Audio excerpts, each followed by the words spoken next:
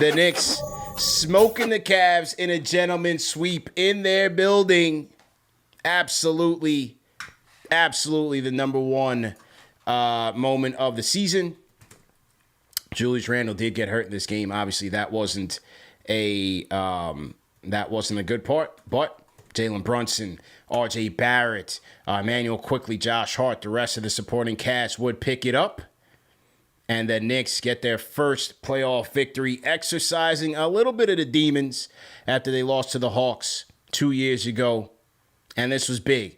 You know, there was all the talk about the Spider and the storylines around Donovan Mitchell. Would he get his revenge for the Knicks not getting him? Would he embarrass the Knicks? And it was the quite opposite, man. It was Jalen Brunson. Later on in this series, it was R.J. Barrett. The Knicks were the more physical team. Mitch having his way with the Twin Towers. And Knicks were able to get it done, man. 4-1, a gentleman's sweep. This was great, man. This was great because I even had to go to Cleveland, bro. I was at the only loss in Game 2. I had to sit through all the terrible food, gray skies. I felt vindicated. That waffle that you ate. Yeah, with a waffle, pizzas, the cheese bread, whatever it was. That was big, man. Big moment in the history of the team. Excellent moment. Oh, yeah. Yeah. Big moment. Gentlemen swept, and it was convincing, right? Yeah. Like, when they won Game 1, and we were at the 40-40, and we saw that you saw the Cavs were shook. Yeah. Cavs were shook. They had their victory in Game 2, all of them taking team pictures with the chains and everything. Yeah. All right. Didn't matter. You ruined the narrative of Knicks needed Donovan Mitchell. They lost that trade, not losing to the Cavs. Didn't matter. Did not matter whatsoever. You want to talk about having depth on your team? Look at that, right? Knicks kept their depth. Yeah. Were able to defeat Cleveland. Cavs had nobody after 5 once they put Karis LeVert into the starting rotation. But for the Knicks, man, excellent performance that game, that series. And that's why I'm confident, right? That's why I'm confident moving forward, because you see that Jalen Brunson leading the way. Josh Hart had a really good performance that series. You saw Tibbs make some really nice adjustments, reading the game properly, out coaching JB Bickerstaff.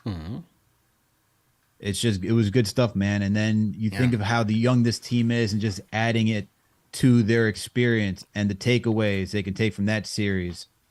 It's good stuff, man. It's a good learning experience. Obviously, we wish it could have gone further, defeat Miami, but you need losses in life to know how to come back and bounce back stronger. So, and look, if Miami's not showing you how important depth is, being disciplined, coming back, adding more to your game, because don't think Gabe Vincent, Max Strus, and Caleb Martin did add more to their game to be more impactful this year.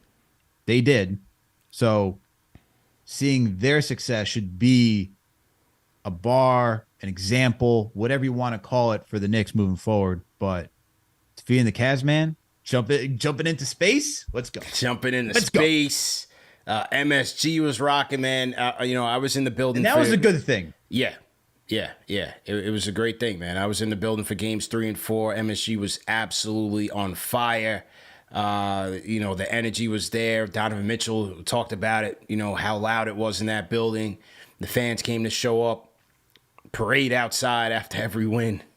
It was a great time. And, after the letdown in Game 2, which, you expected the Cavs to give their best effort, and they outclassed the Knicks in Game 2. After that, nobody came through in Game 3 and 4, got the dub, and Game 5 wasn't even a contest, man.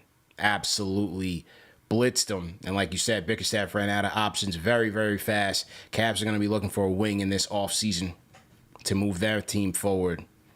But just a nice victory for the Knicks.